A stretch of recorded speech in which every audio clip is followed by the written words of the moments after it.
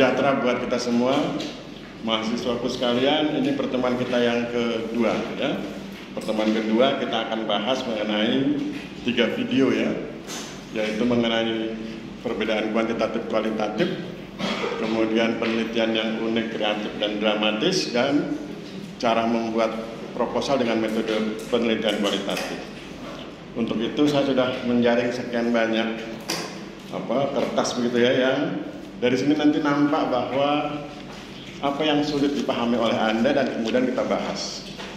Kita mungkin hanya akan bahas 3 orang, ya. Nomor 1, Abdul Haris, hampir sama dengan saya namanya, ya, Abdul Haris. Nomor 2, Haria Jaya Pradana, ya. Kemudian nomor 3,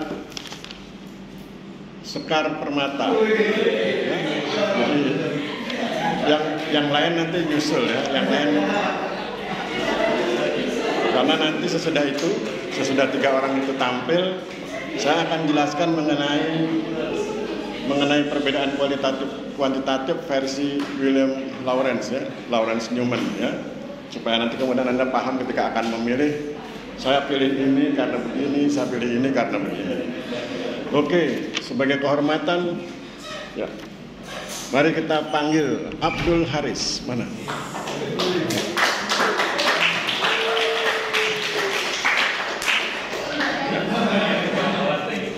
Pegang kertasnya, perhatikan pertanyaannya. Saya tanya, ya, di video 1 apa yang sulit kamu pahami? Di video yang pertama tentang perbedaan kuantitatif kualitatif, apa yang sulit kamu pahami? Nanti kita bahas. Mungkin kesulitanmu berarti kesulitan kita juga, kan? Di video 1 apa yang sulit dipahami? Kalau nggak ada, bilang nggak ada, Pak. Paham. Kalau saya, Pak, begini, Video 1 apa yang sulit? kalau pendekatan kualitatif itu lebih mementingkan apa, Pak? Pendekatan kualitatif lebih mementingkan apa? Ya. Pendekatan kualitatif lebih mementingkan hal-hal yang bersifat unik. Kemudian dari situ Anda bisa menemukan sekian banyak variasi. Sebagai contoh, saya sering bilang bahwa kalau Anda menggunakan metode, ya, bukan pendekatan. Kalau Anda menggunakan metode penelitian kuantitatif, Anda akan menemukan misalnya di sebuah desa begitu fenomena merah, kuning, hijau.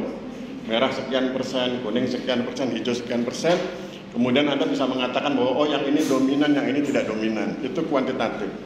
Kalau kualitatif bicaranya nggak seperti itu. Kualitatif akan bilang di desa ini ada fenomena merah, kuning, hijau yang masing-masing fenomena punya karakteristik tertentu. Hijau punya karakteristik begini, kuning punya karakteristik begini, merah punya karakteristik seperti ini. Dan kemudian dibahas bagaimana cara masing-masing fenomena itu mempertahankan dirinya, bagaimana mereka berusaha untuk eksis, begitu, ya, dan sebagainya. Kemudian apa dampaknya buat pihak lain. Jadi itu gaya bicara orang kualitatif. Anda bandingkan dengan gaya bicara orang kuantitatif, ya, gitu. Ada yang lain? Cuma itu. Yang video 2 tentang unik, kreatif, dramatis. Apa yang sulit dipahami? Nggak ada? Kalau nggak ada bilang nggak apa-apa, kan tidak harus sulit, ya. Apakah dalam suatu penelitian menggunakan metode kualitatif dan kuantitatif bisa digabungkan, Pak? Oh, itu harus nanya di video 1. Karena kalau video 2 itu sudah langsung masuk ke kualitatif. Kalau kamu bertanya apakah bisa digabungkan, itu di video 1. Jawabannya bisa. Nanti Anda ketemu Ibu Dewi Wulan Pujiriani, tugas beliau mengajarkan teknik menggabungkan. Jadi bagi Anda sekalian yang ingin menggabungkan, nanti diajarkan. Itu namanya mix method. Oke? Video 3? Video 3 nggak ada. Oke, nanti kalau ada yang punya pertanyaan video 3, kita serahkan dia, ya. Oke, terima kasih Mas Abdul Haris. Video 3 tentang cara membuat proposal, ya. Berarti dia sudah bisa. Nanti kalau yang pusing tanya Abdul Haris. Yang berikut, Haria mana Haria? Silakan ke depan, Mas. Banyak penggemarnya, ya. Oke, Mas. dengarkan pertanyaan saya supaya kita lebih clear. Video 1, apa yang sulit dipahami?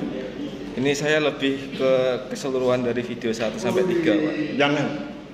Jangan lebih dari keseluruhan karena itu melanggar perintah ya. Perintahnya itu video 1, video 2, video 3. Jadi kalau gitu jangan lihat teks. Video 1, apa yang sulit Anda pahami? Kalau video 1 yang saya bingung itu kan tentang paradigma yang positivistik itu, yang research on people. Oke, berarti tentang paradigma lah kira-kira gitu ya. Anda perlu ketahui bahwa paradigma itu bergerak. Paradigma itu tidak statis. Paradigma penelitian ya, Anda harus bisa bedakan paradigma penelitian, paradigma sosiologi, dan paradigma konstruk. Itu semua ngomong soal paradigma, tapi Anda harus tahu bedanya. Kalau paradigma sosiologi nanti Anda ingat semester 3 dulu. Paradigma sosiologi itu ada paradigma fakta sosial, paradigma definisi sosial, paradigma perilaku sosial. Masing-masing paradigma dibangun oleh beberapa teori. Paradigma fakta sosial misalnya dibangun oleh teori struktural fungsional dan teori konflik. Paradigma definisi sosial dibangun oleh teori fenomenologi, teori aksi, dan teori interaksi simbolik. Paradigma perilaku sosial dibangun oleh teori perilaku dan teori pertukaran. Itu paradigma sosiologi yang kemudian oleh George Riser digabung menjadi paradigma integratif. It's okay. Itu paradigma sosiologi. Kemudian ada paradigma konstruk. Paradigma konstruk itu paradigma yang empirical, yang bisa dilihat oleh mata dan menjadi objek kajian. Empirical bisa dilihat mata, ditangkap indera, dan menjadi objek kajian. Contoh, kehutanan, pertanahan, keluarga, dan segala macam aspek kehidupan itu menjadi paradigma konstruk. Baru kemudian kita masuk ke yang beliau tanyakan mengenai paradigma penelitian. Paradigma penelitian bergerak dari paradigma positivistik menuju ke paradigma partisipatoris. Gerakannya itu positivistik, post-positivistik, konstruktivistik, kemudian kritis, dan terakhir partisipatoris. Anda harus paham itu gerakannya dari kuantitatif ke kualitatif. Makin kesini makin kualitatif. Di awal kuantitatif. Jadi nanti kalau Anda ketemu orang kuantitatif, kalau mau bercanda begitu, hari gini masih kuantitatif, padahal kan sekarang sudah kualitatif. Ya, nah itu. Nah di paradigma positivistik, objek penelitian diperlakukan sebagai benda alam. Benda alam itu seperti tanah dan lain sebagainya, batu. Ya, sehingga kemudian yang dilakukan adalah seringkali tidak, karena itu positivistik, tidak ada narasinya, tidak ada ceritanya. Misalnya Anda penelitian tentang, saya sering kasih contoh itu di daerah Gunung Kidul, misalnya Anda teliti tentang guru musol, kan guru musol Anda nggak bisa ngomong ngobrol dengan guru musol, bagaimana, apa kabar guru musol, kan nggak bisa begitu ya. Artinya Anda menganggap sebagai benda mati. Nah, ketika menjadi benda mati, maka objek penelitian Anda itu langsung dimasukkan ke mesin statistik untuk dihitung berapa luasnya, berapa kadar pH-nya, dan lain sebagainya, ya, kandungan hara dan lain sebagainya. Masuk mesin penghitung statistik. Nah, itu yang kemudian kita anggap sebagai kuantitatif. Nah, ternyata dalam perkembangannya orang-orang kuantitatif kan juga bersentuhan dengan masyarakat. Maka kemudian dia butuh, misalnya ketika bicara guru musol punyanya siapa? Ketika bicara guru musol di daerah mana? Ketika dibilang di daerah mana, bagaimana dengan masyarakat yang mengelola guru musol itu? Maka kemudian bergeser post-positivistik. Karena ada manusianya, maka dia tanya manusia itu tentang bagaimana suka dukanya mengelola guru musol. Maka kemudian mulai ada teksnya, mulai ada keterangan, ada kalimat, ya, ada narasinya, walaupun hanya sedikit. Karena intinya tetap bicara tentang guru musolnya. Masyarakatnya itu hanya sebagai figuran, kira-kira begitu. Nah, kemudian berkembang lagi, masuk ke konstruktivistik. Nah, ketika masuk konstruktivistik inilah masuk kualitatif. Jadi positivistik dan post-positivistik itu masih kuantitatif, kemudian berkembang konstruktivistik itu sudah masuk kualitatif. Cirinya dua, ada konstruk dan ada konstru. Konstruk itu adalah Anda menyusun sebuah laporan, menyusun sebuah narasi, sebuah cerita dari sekian banyak informasi kecil-kecil, ya. Orang sering bilang satuan informasi terkecil. Misalnya begini, Anda sedang meneliti tentang sikap masyarakat terhadap sertifikat tanah misalnya. Maka itu nanti kan Anda tidak bisa langsung cerita sikap masyarakat A, B, C, D, dan seterusnya, nggak bisa. Tapi lihat, Kenapa mereka bersikap begitu? Mengapa mereka bersikap seperti itu? Maka lihat latar belakangnya. Ketika bicara latar belakang masyarakat, itu kan ada sekian banyak aspek. Ada latar belakang ekonomi, ada latar belakang sosial, ada latar belakang budaya, bahkan ada latar belakang politik dan lain sebagainya. Kesemua latar belakang itu mempengaruhi mereka bersikap. Itu baru bicara latar belakang. Belum lagi aspek interaksi. Mereka berinteraksi dengan siapa, bagaimana pendidikannya, itu juga nanti mempengaruhi. Minimal ada 5. Ada 5 hal yang dari 5 hal itu kemudian nanti menyusun sikap yang bersangkutan. Nah, karena itu ada 5, itu kan berarti bagian-bagian. Bagian-bagian itu bagian-bagian itulah yang kemudian nanti disusun jadi sebuah kesatuan, sehingga kemudian Anda menyimpulkan bahwa masyarakat mensikapi sertifikat sebagai berikut, bla bla bla bla. Nah, menyatukan itu disebut sebagai konstruk, ya. Jadi menggabungkan sekian banyak elemen agar menjadi satu kesatuan cerita yang utuh, itu konstruk. Kemudian konstru itu artinya Anda membedah sesuatu, Anda membahas sesuatu dengan perspektif tertentu. Perspektif tertentu itu misalnya silakan Anda gunakan perspektif apa saja, mau perspektif geografi silakan, sosiologi silakan, nanti kalau sosiologi pakai teori yang mana silakan. Itu yang penting ada perspektifnya, ya, karena ilmuwan itu berbeda dengan orang awam. Ya. Saya sering bilang kalau orang awam itu nanya tanpa perspektif. Datang ke kantor pertanahan, bagaimana prosesnya, berapa biayanya, berapa lama waktunya. Selesai, dia nggak mikir wewenang dan kekuasaan, terus kemudian bagaimana fungsi struktural dan lain sebagainya. Kalau Anda nggak boleh gitu, Anda harus pakai perspektif. Silakan perspektif apa saja, karena berbeda perspektif, berbeda ceritanya. Ya, saya sering kasih contoh itu, kalau Anda gunakan perspektif, ini kita sedang bicara tentang sertifikat tanah ya. Kalau Anda gunakan perspektif struktural fungsional, Anda akan bicara tentang bagaimana para pihak bekerja sama mensukseskan pensertifikatan tanah. Bekerja sama, sinergi. Kalau Anda gunakan perspektif konflik, Anda akan bicara tentang bagaimana para pihak menjalankan wewenang dan kekuasaannya yang boleh jadi berbeda dan punya peluang benturan. Itu kalau perspektifnya konflik. Kalau perspektifnya interaksi simbolik, Anda akan bicara tentang bagaimana masyarakat atau para pihak memaknai sertifikat hak atas tanah. Kalau Anda gunakan perspektif aksi, Anda akan bicara tentang kesadaran para pihak. Kesadaran sebagai subjek, kesadaran sebagai objek. Kalau Anda gunakan perilaku, perspektif perilaku, Anda akan bicara tentang reward and punishment. Apa untungnya bikin sertifikat, apa ruginya bikin sertifikat. Jadi perspektif itu membuat Anda bercerita banyak hal dengan cara tertentu. Sehingga kemudian dari situ orang bisa bilang, oh kalau gitu perspektif itu adalah bagian atau cara untuk membuat penelitian yang kreatif. Kalau orang lain sudah gunakan konflik, Anda gunakan struktural fungsional. Kalau orang lain sudah gunakan itu, Anda gunakan yang lain, interaksi simbolik dan lain sebagainya. Ya. Itu konstruktivistik. Kemudian bergerak ke kritis, paradigma kritis. Paradigma kritis nggak puas hanya dengan konstruk dan konstru. Dia ingin menyadarkan masyarakat bahwa bagaimana dengan keadilan, bagaimana dengan kesejahteraan, bagaimana dengan harmoni. Dibangun kesadaran masyarakat tentang aspek keadilan, aspek kesejahteraan, aspek harmoni. Jangan-jangan mereka selama ini diperlakukan tidak adil. Jangan-jangan selama ini mereka tidak sejahtera. Jangan-jangan selama ini mereka karena tidak adil dan tidak sejahtera menjadi tidak harmoni. Maka itu kemudian digerakkan oleh si peneliti. Ini seringkali digunakan oleh LSM. Sehingga kemudian mereka bersama-sama memperbaiki diri, ya, menjadi lebih adil, lebih sejahtera, lebih harmoni. Itu yang kritis. Masuk lagi paradigma puncak, yaitu paradigma partisipatoris. Ini juga dikerjakan oleh LSM ketika kemudian peneliti dengan yang diteliti sama-sama melakukan sesuatu yang berkaitan dengan penelitiannya. Kalau misalnya Anda sedang meneliti tentang gerakan masyarakat di bidang pertanahan, bagaimana mereka memperjuangkan rasa keadilan, itu bagian dari paradigma partisipatoris. Atau pemetaan partisipatif, itu juga paradigma partisipatoris. Jadi paradigma itu bergerak dari kuantitatif menuju kualitatif. Gitu ya. Oke, apalagi? Sama pendekatan kualitatif yang grounded dan apa? Oh, pendekatan. Oke. Kita langsung hantam aja semua ya. Pendekatan itu ada sekian banyak. Ada fenomenologi, ada etnografik, ada grounded, ada hermeneutik, ada SLA, Sustainable Livelihood Approach. Ada apa lagi? Rasionalistik. Ada rasionalistik. Setiap pendekatan punya ciri khas.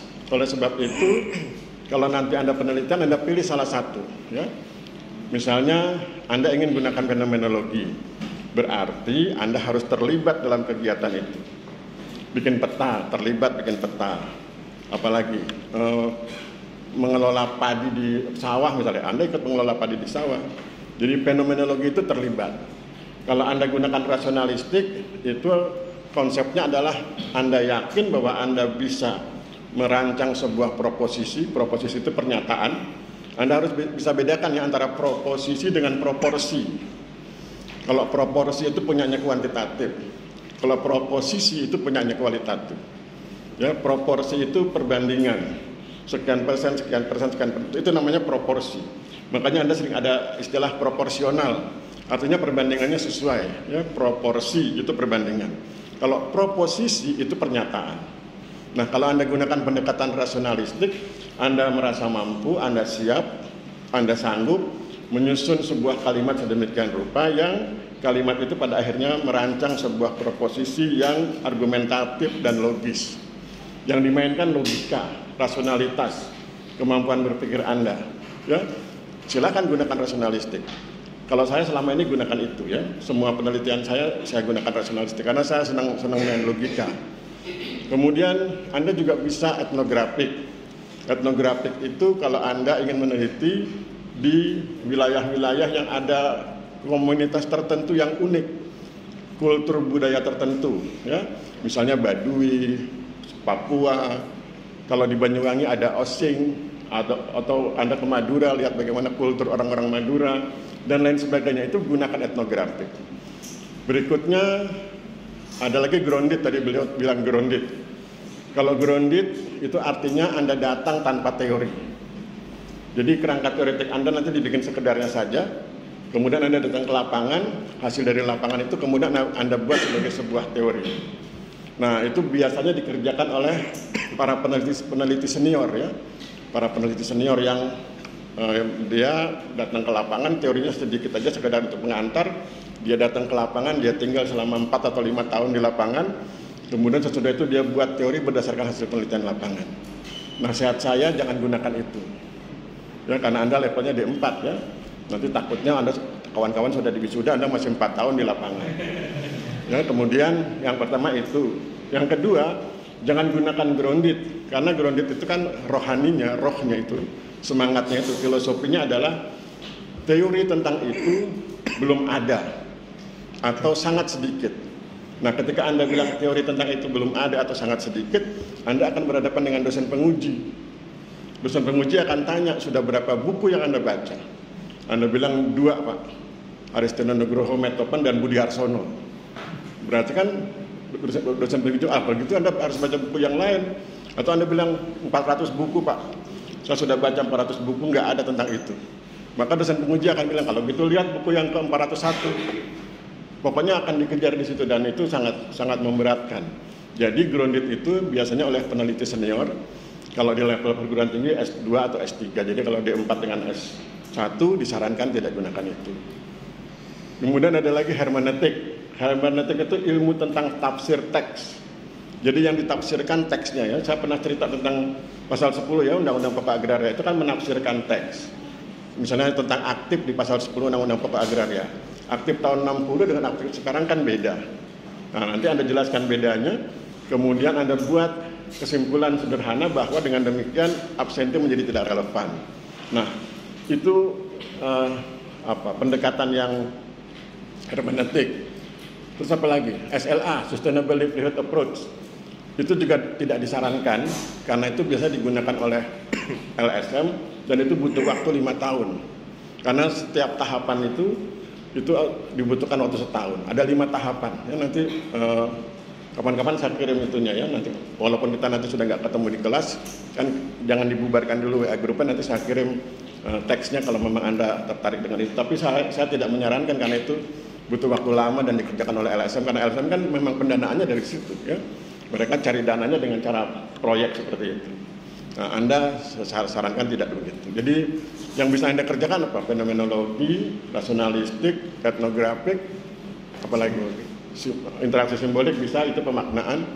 Mungkin hermeneutik kalau malas ke lapangan bisa hermeneutik di perpustakaan. Jadi itu.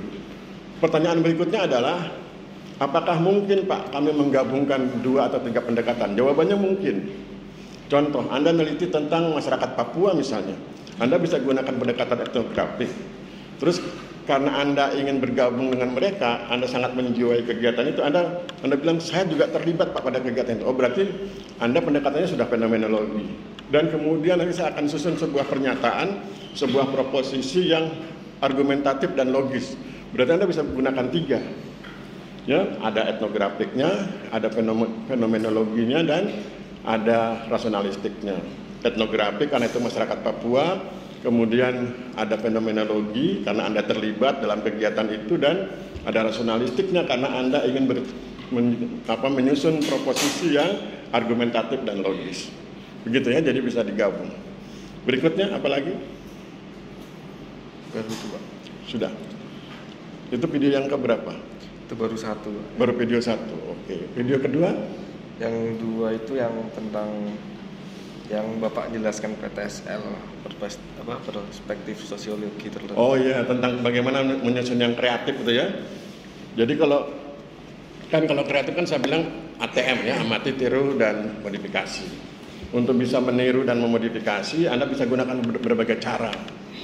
Bisa gunakan istilahnya yang dirubah, seperti yang saya pernah kasih contoh. Kalau orang bilang restorasi livelihood pasca pengadaan tanah, Anda bisa ngomong recovery livelihood pasca pengadaan tanah. Anda bisa ngomong adaptasi, ya, livelihood pasca pengadaan tanah. Atau Anda ngomong yang lain, konformitas livelihood pasca pengadaan tanah. Ya, kalau itu kan beda-beda maksudnya. Restorasi itu yang dipulihkan pendapatannya. Recovery yang dipulihkan profesinya. Kalau tadinya petani tetap jadi petani. Kalau adaptasi yang dipulihkan perilakunya. Kalau konformitas itu jalan keluar ketika restorasi gagal, adaptasi gagal, dan recovery-nya gagal. Bagaimana masyarakat harus hidup menyesuaikan diri dengan situasi yang sedemikian rupa. Maka itu menjadi konformitas. Kemampuan menyesuaikan diri dalam kondisi yang sangat darurat, kira-kira seperti itu ya. Begitu. Yang tentang itu Pak apa? Kan ini kan ada yang berdasarkan konsepsi sama yang... Oh ya, yang tadi saya sebut itu konsepsi. Kemudian ada juga yang berdasarkan perspektif. Tadi saya bilang ada, bisa Anda gunakan, kalau teori konflik Anda ngomongnya begini, kalau teori struktural fungsional ngomongnya begini. Jadi itu cara untuk membangun kreativitas penelitian. Oke, ada lagi? Sudah Pak itu. Sudah. Yang video ketiga? Nggak ada Pak. Video ketiga nggak ada. Oke, begitu ya. Terima kasih. Satu lagi terakhir. Thank you Mas. Ya, applause. Ini terakhir, Sekar Permata.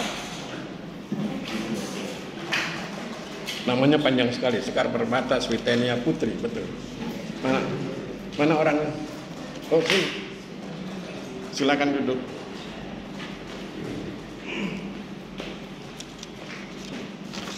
Boleh baca ini, boleh langsung spontan aja ya. Video 1 ada yang tidak bisa dipahami atau sulit dipahami?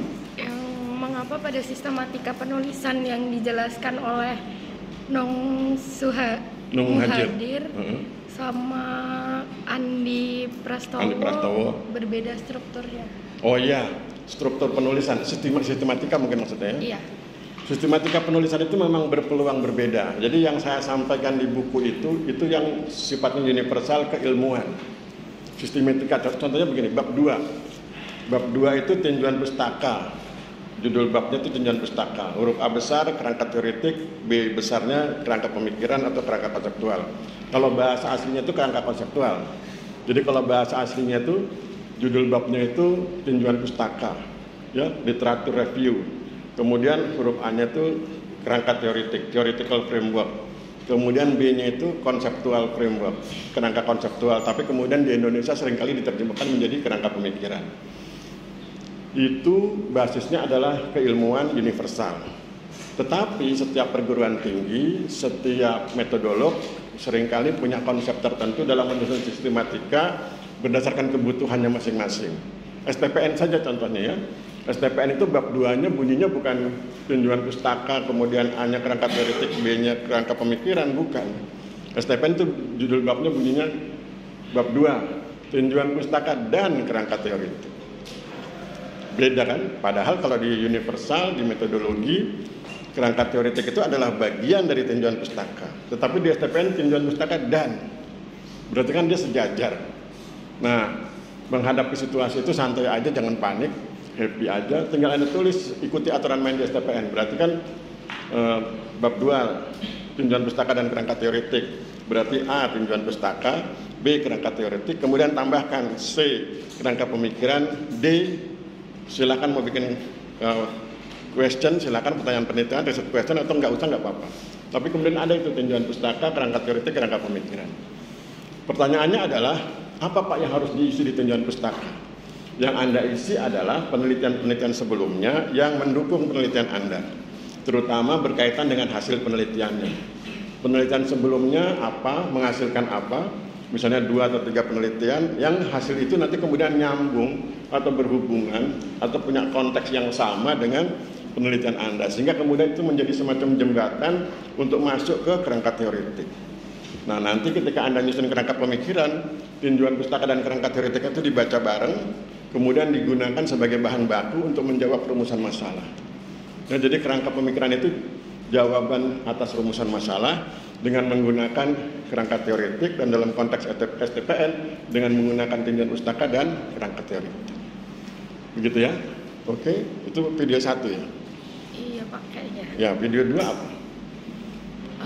Mengapa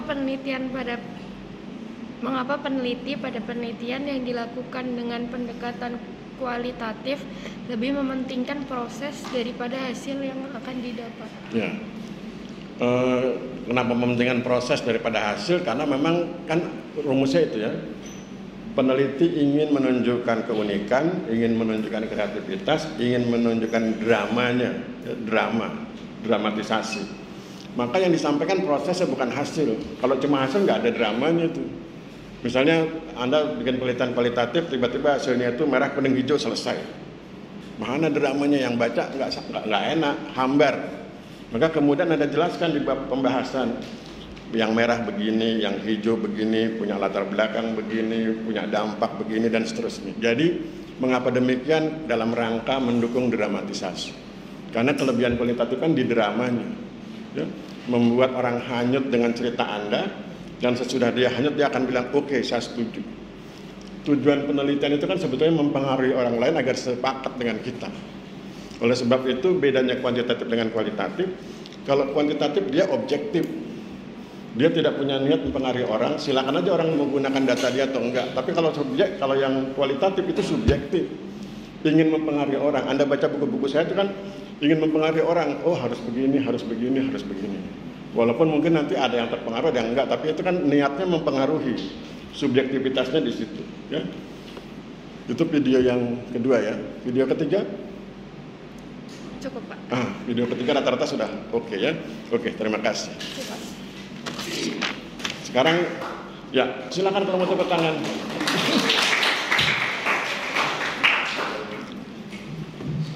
Sekarang saya akan bahas tentang perbedaan kuantitatif kualitatif versi Lawrence Newman ya. Oh ya, silakan. Lebih valid kualitatif atau kuantitatif? Lebih apa? Valid. Itu nanti dibahas di sini. Ya, sabar. Jadi ada perbedaan itu ya. Kalau yang kuantitatif itu, yang kuantitatif mengutamakan reliabilitas, maka menjadi lebih reliable. Kalau yang kualitatif mengutamakan validitas atau lebih valid. Nah, nanti dibahas di sini. Jadi mohon bersabar ya. Kita lihat dulu Lawrence Newman. Jadi nggak usah pakai mic ya, supaya lebih enak. Jadi William Lawrence Newman itu tahun 1991 itu menerbitkan buku, judulnya itu Social Research Method. Kira-kira metode penelitian sosial lah, kira-kira begitu. Nah, itu judul besarnya. Judul kecilnya itu Qualitative and Quantitative Approach, pendekatan kualitatif dan kuantitatif. Nah, ini saya ingin jelaskan. Para metodolog itu berbeda konsep, dan itu dalam keilmuan, dalam ranah keilmuan itu hal biasa. Perbedaan pendapat di kalangan ilmuwan itu biasa. Jangan membuat Anda bingung. Tugas Anda hanya memilih. Anda mau ikut aliran ini atau ikut aliran ini. Dah, itu aja. Jadi nggak usah panik. Oh, kok berbeda, banyak sekali pilihannya. Pilih aja salah satu ya. Makanya kemudian Anda bisa lihat ada metodolog, ahli metode yang mengatakan bahwa kualitatif dan kuantitatif itu adalah sebuah pendekatan. Makanya dia menyebut pendekatan kualitatif, pendekatan kuantitatif. Dia menyebut itu sebagai sebuah pendekatan. Terus pertanyaannya bagaimana metodenya? Nah, dia dibalik, pendekatannya kualitatif, metodenya fenomenologi, interaksi simbolik, hermeneutik, silahkan aja. Atau nah, ada juga yang sebaliknya. Orang-orang kayak saya menyebutnya metode kualitatif, metode kuantitatif. Pendekatannya apa? Pendekatannya yang itu, yang fenomenologi, rasionalistik dan lain sebagainya. Jadi jangan dipusingkan dengan itu ya. Yang penting itu biarlah menjadi perbedaan di kalangan ilmuwan. Nah, masih dari William Newman, Lawrence Newman, saya ingin menunjukkan tentang langkah-langkah penelitian ya kalau menurut Lawrence Newman. Pertama, pilih topiknya. Jadi saya sering bilang tentukan judulnya. Kan kadang-kadang ada mahasiswa yang tanya saya, ada yang japri, Pak, kalau bikin proposal mana lebih dulu? Menentukan metodenya atau menentukan rumusan masalahnya? Saya bilang tentukan judulnya. Ya, jangan Anda sudah sibuk bikin rumusan masalah, Anda sibuk menentukan metode kuantitatif atau kualitatif, tapi Anda nggak punya judul. Tentukan judulnya. Nah, dalam bahasanya Lawrence Newman disebut sebagai choose topik, memilih judul, menentukan judul. Sesudah itu baru Anda fokus riset question. Pertanyaan penelitiannya apa? Nah, ini juga ada perbedaan pendapat.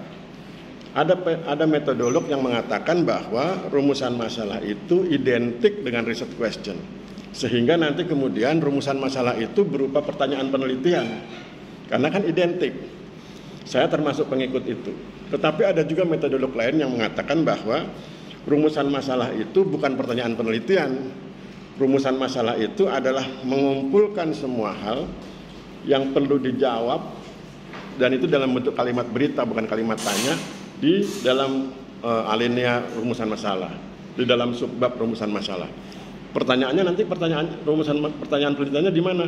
Pertanyaan penelitian diletakkan di kerangka teoritik. Jadi menurut metodolog yang aliran ini, yang aliran bahwa rumusan masalah bukan merupakan kalimat tanya, itu nanti dia bilangnya begini, pertanyaan penelitian atau riset question diletakkan di bab 2. Jadi di bab 2 itu tinjauan pustaka, kerangka teoritik, kerangka pemikiran, baru kemudian riset question. Alasannya apa? Alasannya adalah seseorang peneliti atau seorang ilmuwan tidak boleh bertanya jika tidak paham teori dan konsep. Jadi seorang ilmuwan itu nggak boleh nanya seperti orang awam tanpa teori, tanpa konsep. Nah, untuk bicara tentang teori dan konsep itu kan di bab 2. Maka dia baru boleh bertanya sesudah dia menulis kerangka teoritik dan menulis kerangka konseptual atau kerangka pemikiran, baru kemudian dia menulis riset question, pertanyaan penelitian. Itu menurut metodolog yang satu itu. Bagaimana menurut metodolog yang lain yang saya ikuti? Metodolog yang lain yang saya ikuti itu punya pemikiran berbeda. Sebetulnya ketika kita menetapkan judul, kita sudah punya itu angan-angan, meskipun belum ditulis. Nanti akan bertanya apa? Saya itu pengen tahu sikap masyarakat. Berarti kan judulnya tentang sikap. Kemudian dia buat latar belakang. Kemudian dia buat rumusan masalah. Maka menjadi benar ketika dia bikin pertanyaan di rumusan masalah, karena ketika bikin judul aja dia sudah tahu. Di latar belakang dia lebih tahu lagi tentang apa yang akan ditanyakan.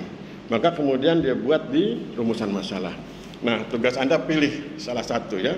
Yang penting nanti ketika ujian, Anda harus bisa mempertahankan. Anda menggunakan, biasanya dosen penguji nanya bukunya dulu. Anda bikin skripsi ini gunakan bukunya siapa? Anda sebut misalnya X.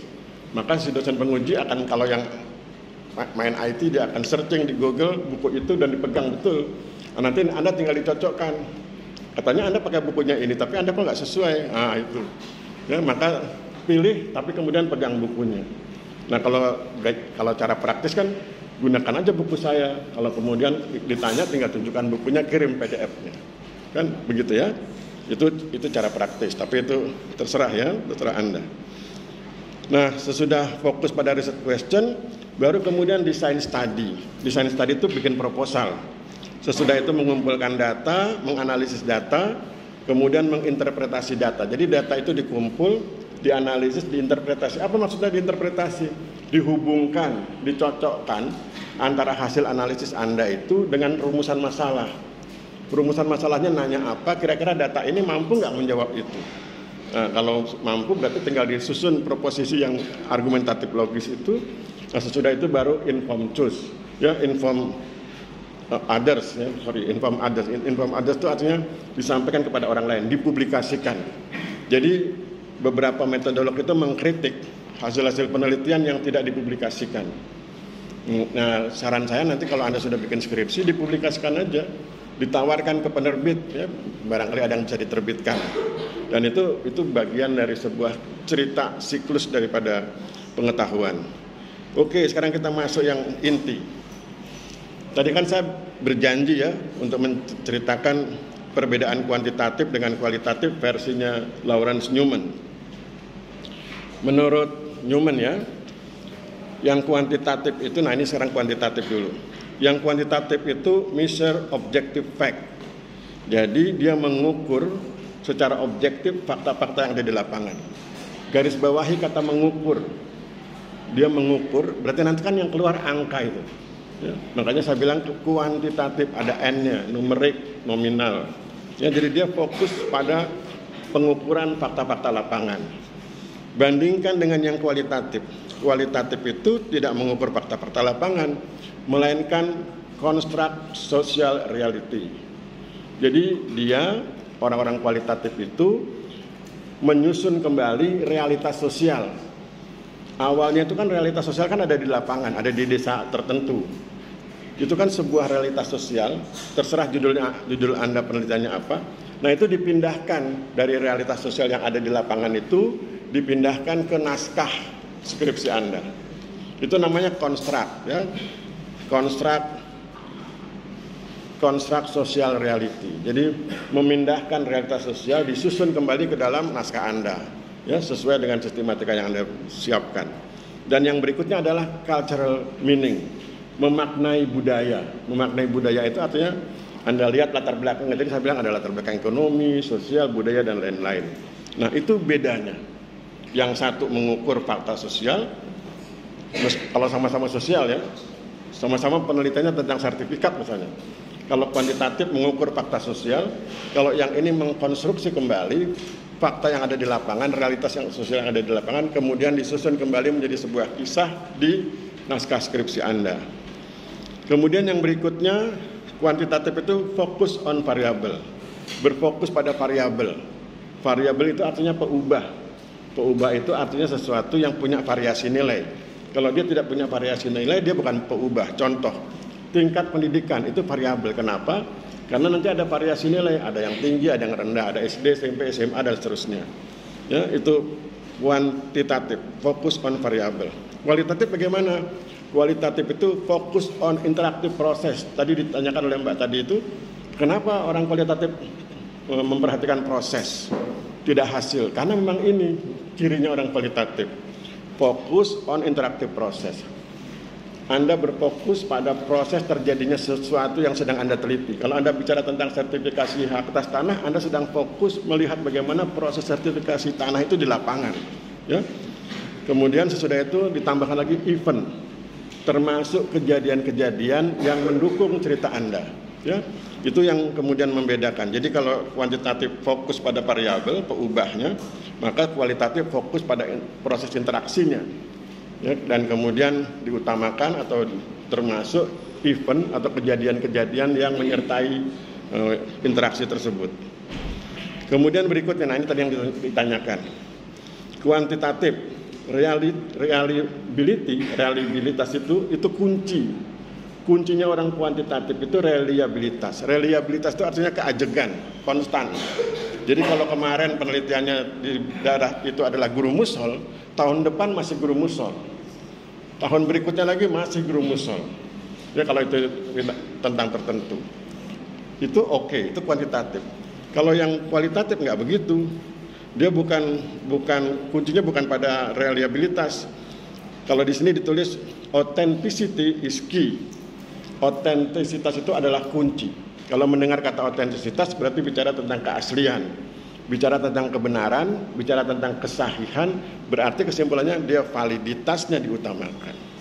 Jadi kalau kuantitatif mengutamakan reliabilitas, kalau yang kualitatif mengutamakan validitas. Kenapa bisa berbeda? Karena metode kualitatif itu seringkali kan digunakan untuk penelitian sosial. Kalau bicara tentang penelitian sosial, bicara tentang manusia. Manusia itu bisa berubah. Hari ini dia pro Jokowi, minggu depan dia sudah anti Jokowi. Minggu berikutnya dia pro Mega, berikutnya lagi dia sudah anti Mega. Manusia itu berubah sehingga kemudian nggak bisa seorang peneliti dihakimi hanya gara-gara berubah-ubah. Nah, kalau dosen pengujinya paham kualitatif, dia akan mengerti kenapa berubah-ubah, karena memang manusia itu berubah-ubah. Si A penelitian di desa yang sama bilang pro Mega. Si B penelitian yang sama di desa yang sama dibilang oh itu pro Jokowi. Loh kok beda? Lihat tanggalnya. Ya. Tanggalnya beda, tentu hasilnya beda. Karena pikiran manusia kan berubah ya, tergantung dia berinteraksi dengan siapa, dia nonton TV atau enggak dan lain sebagainya ya. Jadi authenticity is key. Kemudian yang kuantitatif itu value free, bebas nilai. Pengertian bebas nilai itu gini, kalau Anda bilang guru musol, Anda nggak peduli guru musol itu punya orang baik atau punya orang jahat. Yang penting begitu, dia guru musol. Anda bilang luas tanahnya 1000 meter persegi, Anda nggak peduli 1000 meter persegi itu untuk kebaikan atau untuk keburukan. Anda nggak ngomong itu, Anda cuma ngomong luas tanahnya sekian. Nah, itulah value free, bebas nilai ya. Sedangkan kalau yang kualitatif, value are present and explicit. Nilai itu disajikan dan diungkapkan secara terang benderang. Apa pengertian nilai? Pengertian nilainya bukan angka, tapi kebenaran, kebaikan, keindahan. Itu value namanya. Maka kemudian orang-orang kualitatif seringkali menunjukkan yang benar begini loh, yang baik begini loh, yang indah begini loh, menurut si peneliti. Kemudian yang berikutnya, yang kuantitatif, independent of context. Dia bebas dari konteks. Tadi saya kasih contoh guru musol. Kita nggak peduli ketika ngomong guru musol konteksnya apa saja, dia tetap guru musol. Anda ngomong soal reforma agraria di lokasi itu tanahnya tetap guru musol. Anda ngomong apa lagi? Silakan ngomong politik, tapi itu tetap guru musol. Ya? Makanya kemudian independent of context. Konteksnya bebas mandiri. Nah, kalau yang kualitatif itu situationally constrained, dibatasi oleh situasi, ya. Maka kemudian saya punya contoh begini. Jadi ketika saya penelitian di daerah Garut, saya lupa angka tahunnya itu, waktu saya berangkat nggak ada masalah, tetapi kira-kira 500 meter mau masuk ke rumah kepala desa, itu gempa. Maka kemudian saya bilang sama tim, kita kembali ke Jogja. Situationally constrained, terkendala oleh situasi. Kenapa? Karena saya nggak mungkin wawancara orang yang sedang kesulitan mengalami gempa. Orangnya sedang gempa, anaknya luka-luka, kemudian saya tanya, bagaimana makna sertifikat menurut Bapak? Kan nggak sopan ya, dan itu malah bisa dipukuli orang, peneliti kayak gitu ya. Nah, itulah kualitatif. Nah, berikutnya, kuantitatif itu many cases subject. Many cases itu artinya banyak subjeknya. Ya, saya kasih contoh, selalu saya kasih contoh, kalau populasinya 1000, minimal Anda harus menyebar kuesioner 100 ya, 10% dari 1000. Itu yang kuantitatif. Many cases subjeknya. Nah, kalau yang kualitatif, few cases subjeknya. Jadi kalau di situ ada 1000 kakak, Anda cukup mewawancarai 10 atau 15 orang. Pertanyaannya, kenapa berbeda kan gitu ya? Kalau yang kuantitatif, ketika Anda ngomong 100, itu kan dalam rangka Anda ingin agar hasil penelitian Anda itu mewakili satu populasi itu.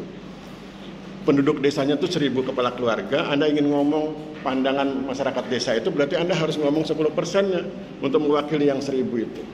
Nah, bagaimana dengan yang kualitatif? Dalam kualitatif itu yang namanya populasi bukan jumlah keluarganya, bukan jumlah orangnya, tapi kelengkapan informasinya.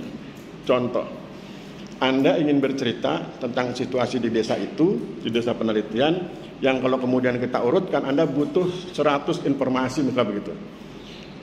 Informasi 1 Anda butuh ini, informasi 2 Anda butuh ini, terus sampai 100. Nah, untuk mendapatkan 100 informasi itu kan tidak harus mewawancarai 100 orang. Untuk mendapatkan informasi itu Anda cukup mewawancarai 5 atau 10 orang. Misalnya informan pertama bisa menjawab 1 sampai 30. Oke, berarti 30 poin terjawab. Informan 2 dia mampu menjawab nomor 15 sampai nomor 45. Anda sudah dapat 45 poin. Terus begitu, dan ketika sudah sampai di angka 100, Anda butuh 11 orang, berarti 11 orang informannya. Jadi sepanjang informasinya sudah lengkap, maka Anda nggak perlu lagi mencari informan baru. Nah, itu bedanya antara kuantitatif dengan kualitatif. Mengapa yang kuantitatif many cases dan mengapa yang kualitatif few cases, ya? Sedikit kasus. Yang berikutnya, kalau Anda menggunakan metode kuantitatif, Anda wajib menggunakan statistical analysis. Analisis statistik. Saya ulangi kalimatnya, kalau Anda menggunakan metode kuantitatif, Anda wajib menggunakan analisis statistik. Nah, itu nanti tinggal Anda pilih, ada analisis statistik sederhana, tabel itu sederhana. Anda gunakan yang lebih tinggi lagi, nanti yang puncaknya itu namanya SEM, ya. Itu teknik analisis yang sekarang sedang berkembang. Kalau SPSS itu pertengahan. Nah, itu statistical analysis. Bagaimana yang kualitatif? Kualitatif itu thematic analysis. Saya menggunakan istilah analisis kualitatif, itu sama, thematic analysis. Mengapa demikian? Yang dibahas itu temanya. Anda sedang ngomong soal sikap masyarakat terhadap sertifikat, Anda jelaskan sikapnya. Anda ngomong latar belakang ekonomi, Anda jelaskan latar belakang ekonominya. Anda ngomong soal latar belakang budaya, jelaskan latar belakang budaya. Jadi tematik, makanya kemudian disebut sebagai thematic analysis. Kemudian yang terakhir, di kuantitatif itu researcher is detached. Jadi antara peneliti dengan yang diteliti itu ada jarak. Anda nggak akrab. Ya, Anda dengan guru musul kan nggak akrab, nggak pernah ngopi bareng. Ya. Itu nggak akrab. Tetapi kalau di kualitatif, researcher is involved. Anda terlibat dengan masyarakat. Anda akrab dengan yang diwawancarai. Pengalaman saya kalau penelitian itu, kan sekitar 10 atau 15 orang, itu saya bisa bolak-balik datang ke rumah orang itu. Sampai kemudian semua informasi saya dapatkan, dan itu akrab. Saya datang bawa kue dari sini, kan yang paling keren kenes misalnya, ya. Saya ngomong sama istri, kan istri saya selalu ikut. Yang tolong belikan roti, besok saya mau ke desa.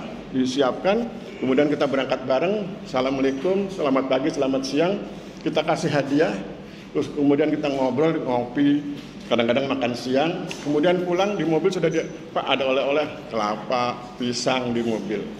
Jadi akrab, ya, itu yang membuat bedanya kuantitatif dengan kualitatif.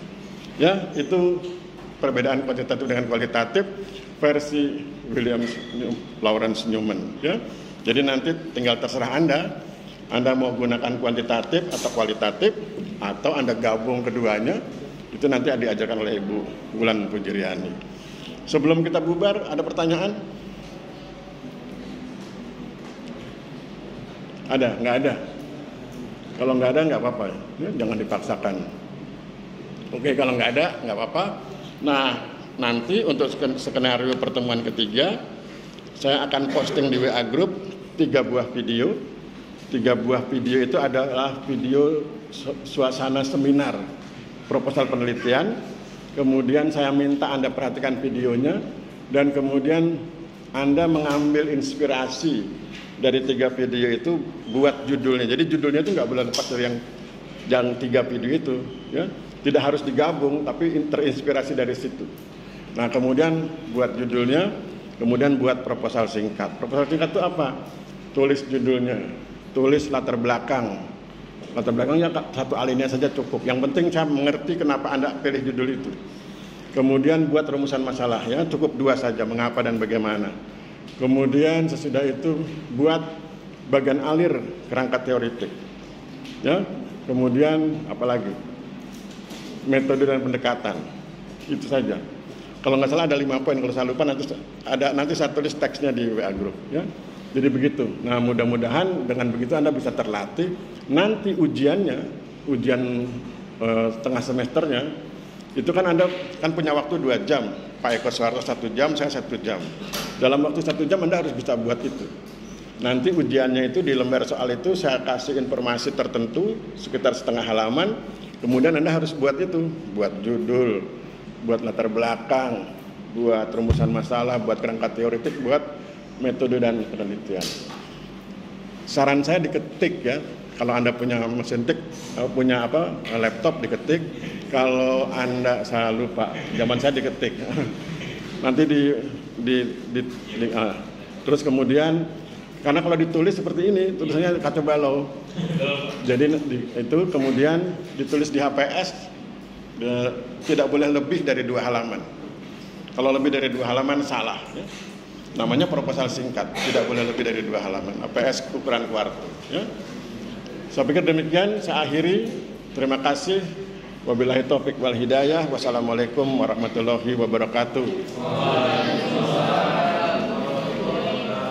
Salam sejahtera buat kita semua. Terima kasih dan selamat sore. Terima kasih.